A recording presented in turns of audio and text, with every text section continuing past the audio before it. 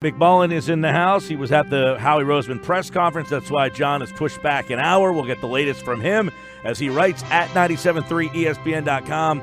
The Eagles have put their foot on the gas. They acquired Golden Tate from the Lions. For all of you guys getting out of work right now, that's the move.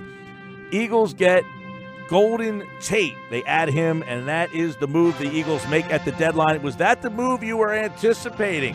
Is that the move that makes you feel, hey, out of the bye week, halfway point of the season, we're ready to make a run now? Let's bring John McMullen in here on the Boardwalk Honda Hotline. His appearance on the show, it's brought to you by Harrah's Resort, Bally's Atlantic City, Wild Wild West. They're taking bets at the new sports book. Break it with your bookie. Wager today at the book. Gambling problem, call 1-800-GAMBLER. So, John, if you were wagering, would a move for a wide receiver, if they were only going to make one, would you have bet that that would have been the one? Well, in hindsight, I would have bet it because Doug kind of gave it away yesterday, which I just wrote about at 973ESPN.com. He kind of slipped and said, you know, when he was talking about adding a player, he talked about the usual things, character fit, and he said, has to fit us offensively. So you kind of perked your ears up when he said that. But I thought it would have been an outside receiver. And Golden Tate's more of a slot guy, obviously, but he's very, very productive. Certainly a tremendous third down player, and it's just about adding good football players. Yeah, you asked the question I thought was the question we were all listening to the press conference waiting for was, how do they view him? A slot guy, outside guy? Because most people think that he's a slot guy, and that's where he's best. Not that he can't play outside, but does he do his best work in the slot? Yeah, he does. I mean, everybody plays inside and outside, so it's a little disingenuous at times when you say that. But when you look at his career and what he's succeeded at, he's been a dominant slot receiver at times. And part of it is recently, I mean, Detroit has added with Marvin Jones and Kenny Golladay. They have really good outside receivers, so they don't need him to play outside that much. And that's part of it. But going back to his days in Seattle, I mean, that's where he's been most productive is inside. And the Eagles say the same thing about Nelson Aguilar. Well, of course he can play outside, but he's just not good outside. He's better inside. Same thing with Golden Tate, but completely different players. This guy is dominant on third down, and he has been throughout his career. So this is a big upgrade for the Eagles in situational football, which they've been up and down in this year. They were dominant last year. They were great against the Jaguars when it came to third downs. But over the whole season, it's been inconsistent. Now you have one of the best third down receivers in football. So obviously you got to get up to speed. The bye week helps, but this is a huge pickup for the Eagles offense. John, what are some potential concerns, even if you don't think there's any?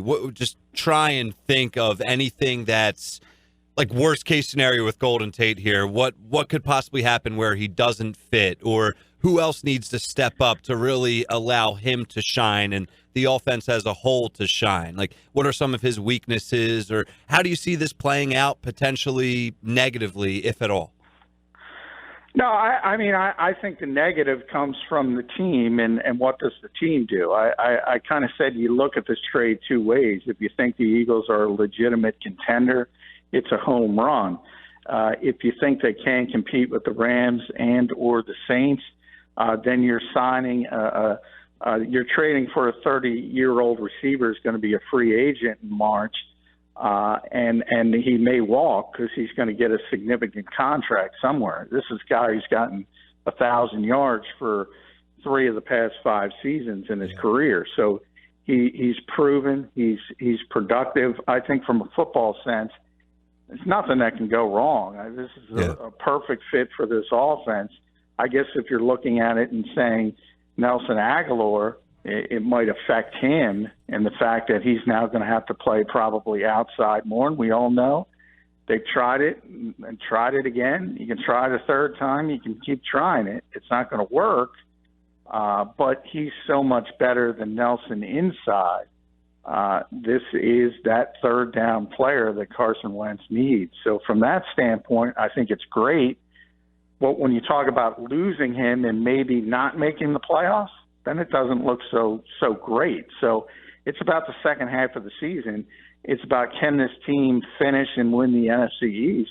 If they do, I think then it's a whole new ball game. And you start looking at, are they hot in December going into January? Because what this team puts out on the field now with Golden Tate, you could say, if they're clicking on all cylinders, they could arguably beat anybody again. How do you think he elevates or changes the offense, if at all? I mean, is it one of those things where they just implement him and put him right in? Or do you think, like I was saying, I'm not debating whether or not, they shouldn't have got him. I like the addition. We were kind of talking about, like, you said before, it's not the player, it's the presence. Like Torrey Smith wasn't great. It's just his presence. Like I said, if they got Deshaun Jackson, his presence alone probably makes Aguilar more productive and makes others more productive.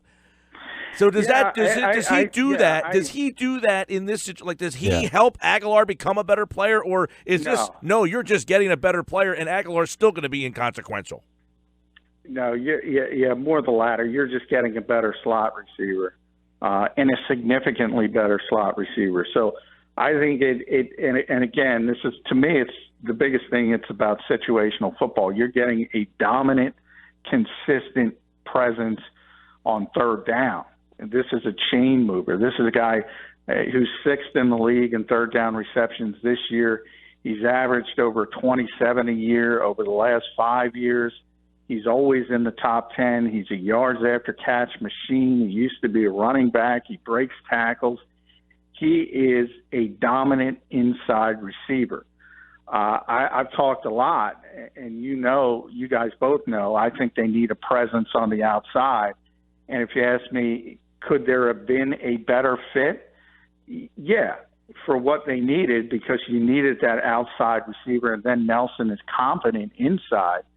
Now all of a sudden you got a really good inside receiver, and you still don't have on that guy outside. But every team in this league, even the Rams, there's something. There's something you could point at and say, well, they could be better here and they could be better there. That's why the Rams are going out and they get Dante Fowler because they desperately needed an edge rusher on defense. And we'll see how that works out for them. But this, to me, from the Eagles standpoint, it's just about adding a better football player. And this is the best player they could get. And this is a really good, proven player. We've heard a little bit about it, but I want your thoughts on the player he is in the locker room. What type of guy are the Eagles getting? Is he going to be a leader on the offense now? Like, how does he mesh with the chemistry and the guys inside that room? Yeah, there's no issues there this time around. There was concern last year when they brought in Jay Ajayi because Adam Gase was kind of bad-mouthing him behind the scenes. But this guy has always been regarded as a good teammate. And former Eagle Bryce Treggs kind of tweeted right away, you're getting a tough-minded player that Eagles fans will love. Compared him to Steve Smith. He's nasty when he's on the field. He's really, really physical. He's a Notre Dame guy, so he's smart. From a football standpoint, it's tough to poke holes in Golden Tate other than age, and obviously he's going to be a free agent. We've talked about this team going all in on over 30 players. Now, he's only 30 as opposed to 35 like Darren Sproles or 36 like Jason Peters. So there's a big difference from that standpoint. But the fact that you're kind of signaling that, and that's the terminology how he used, he's putting his foot on the gas because this team still believes the window is open, and they're ever mindful of the reality that at some point you're going to have to pay Carson Wentz. So you sort of have to put your chips to the middle of the table right now, and that's what they did today. Yeah, I mean, is this the kind of move that at the end of the day you say, all right, Howie says we're going all in, and this is the move that proves that? Yeah, it definitely proves it, and I think it would have been interesting. Howie wasn't going to admit it, but if the Eagles lost in London and they were 3-5, I wonder if they make this trade. I think they see that opportunity to go win the NFC East, which we've talked about a lot, is not the best division in the world. I don't think anybody's going to run away. Washington has a significant leg up, but you get to play them twice. And they, by the way, picked up Clinton Dix, so they're making moves as well to what has already been a pretty good defense this year. So you see the teams that made moves generally are teams that think they have a chance. And the Eagles think they have a chance.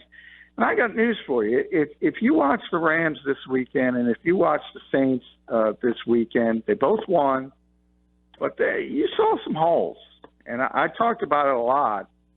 If you're looking down the road and looking at a potential NFC championship game, Los Angeles is not a difficult place to go to. Now, I mean, the Green Bay fans took over that stadium. You know the Eagles fans will do the same in a similar situation. It's not to say it's not a great team. On the field, it's a great team, but you don't have that extra added advantage of having the home field fans just making the environment terrible. And then New Orleans, I mean, if it weren't for a couple uncharacteristic mistakes by really good players, they wouldn't have won that game. So I think both teams at the top of this conference show some holes, and I think the Eagles see that same thing, and that's the reason they're forging ahead. How much does he open up the running game for the Eagles? How much pressure does his presence on the field, we talk about presence, does it at all? Yeah, I don't think you guys are going to like that answer. I think it makes the Eagles more likely to use the short passing game as their running game. Right. This is a receiver that breaks tackles that, as I said, he was a running back before he switched to receiver. He's got a tremendously strong lower body.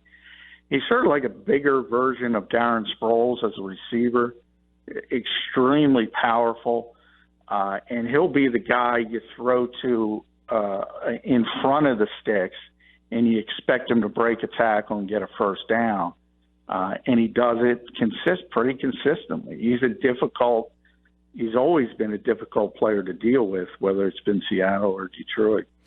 John McMullen at JF McMullen here on the Sports Bash. Eagles get Golden Tate. You know, for a lot of people who would say they needed that guy that can stretch the field. This isn't that guy, is he? No. I mean, it's not. He can run. I mean, but that's sort of like I always say that's a misnomer when you talk about deep threats in the NFL, because all NFL receivers can run. I mean, generally 90% of them are really fast, but you got to be able to track the football. I talk about that a lot. You got to have length. You got to be able to high point the football.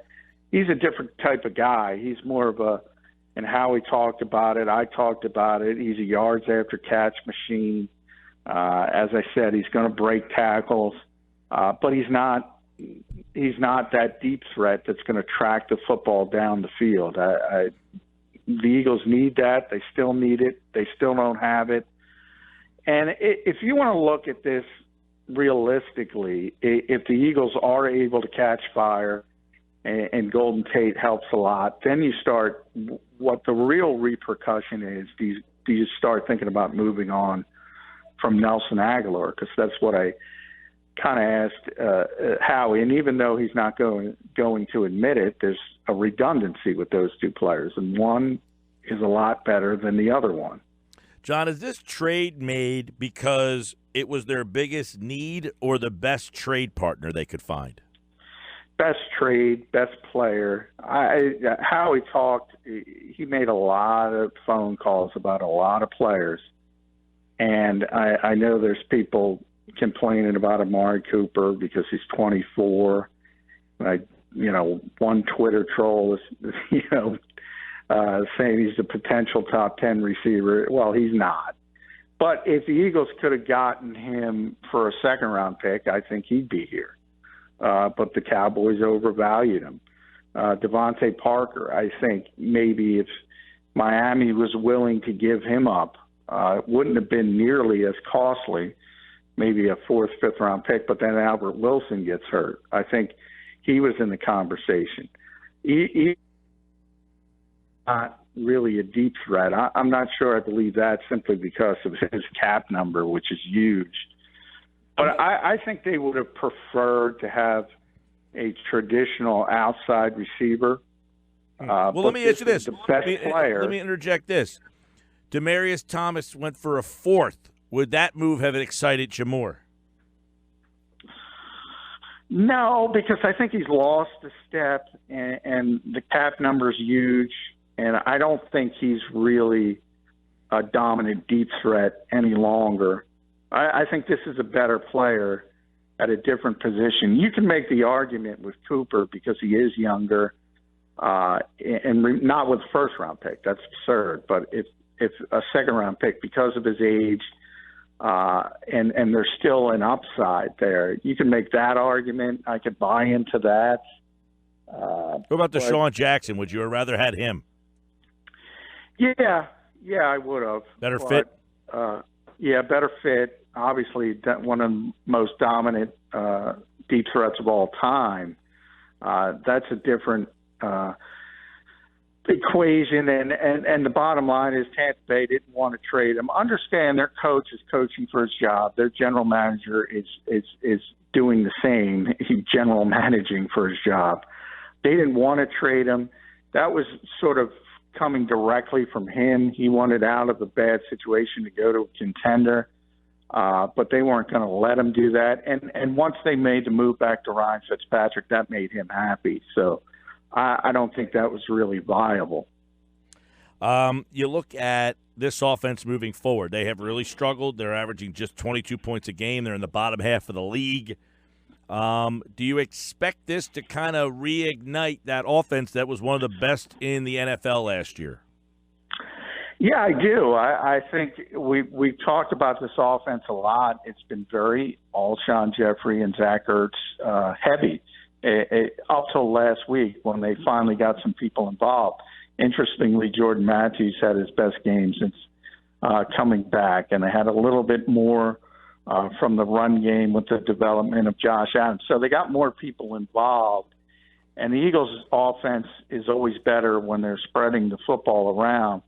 Well, this gives you a guy who's going to be consistent week in and week out when you get him up to speed on the offense. So now you have 3 receivers, and all of a sudden that makes it really, really difficult for a defense. When you got 3 guys who at times can dominate catching the football, move the chains, I think it's going to be really, really big for this offense. You got, by the way, this is interesting. I saw this tweet by a fantasy guy. Tate was on the roster for Detroit during their bye week, and he's on the Eagles roster during their bye week, so he is essentially missing a game this year. He will only play 15 games instead of 16, so fantasy guys all over the place are all pretty ticked off. But he's on my team. He will, of course. He will. He loses a game, but that means he's probably fresh going through. He's missed 2 weeks now, but. The fact that the Eagles are on the bye, that's my point is, and Roseman said, look, because it's on a Tuesday, we don't have to fit him in for the game on Sunday. He gets almost 2 full weeks to kind of learn this offense. So he should be an impact right away? Yeah, I think so. I mean, he's only, like I said, he's a free agent in March, so he's only got 8 games to do things, and the Eagles will want to get him on the field as quickly as possible. He'll be in here tomorrow, and he'll be trying to get up to speed as quickly as possible. And that's sort of the league has changed. And I asked Howie about that, about, the old school guys always saying it's not a plug-and-play league, and sort of the new school GMs taking a different tact and more movement. And they're getting these guys, teams that do acquire players, they're getting them to play. I mean, it's not about, and certainly in this case, getting a looming free agent, it's certainly not about the future. It's about right now. So the Eagles want them on the field, and want them on the field a lot as quickly as possible. John, how much of an impact does this move make for the guys already in the locker room? Like their GM comes on TV, has a press conference today and says, our foot is always on the gas. You're adding a weapon, an exciting player, a leader, a good character guy, a guy that can make an impact. I mean, the guys in the locker room already have to feel excited and good about it. Do you feel that this could potentially be a move that we look back on after week 14, 15, or 16 and say, man, you know what? That move was the difference maker that turned this season around for the Eagles. Yeah, I mean, I was thinking that after I just mentioned, because I watched, because they were both national games, so I got to watch both the Rams and the Saints up close. And I was thinking about even before the Eagles did anything, I said if they can get hot, if they can win this division, and they're healthier in Week 17, it's not about right now. It's about Week 17. And if they're clicking at that point, I think they have enough good players, and certainly with the quarterback they have, to beat anybody if they're playing their A game. Now, too often they haven't been playing their A game this season, especially offensively. A lot of that has had to do with injuries. We just talked about all the issues at receiver and not having the outside threat, but also running back. Also, guys have been in and out. It was musical chairs on the offensive line. If this team can get healthy, and then all of a sudden you have Carson Wentz and Alshon Jeffrey and Zach Ertz and Golden Tate, that's pretty good. And we know where you are 8 weeks in has no reflection on where you'll be 8 weeks deeper into the season. Things change so much in this league, and we'll see about the second half of the season. It will begin with a Sunday night game against the Dallas Cowboys. New receivers will debut. Amari Cooper against Golden Tate, a new twist. And I'm going to make my quick Johnny Mac prediction on that game. I don't know who's going to win it yet, but I guarantee Amari Cooper drops the football, and I guarantee Golden Tate does not.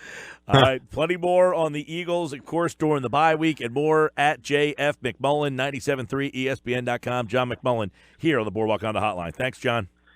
Hey, thanks, Jeff.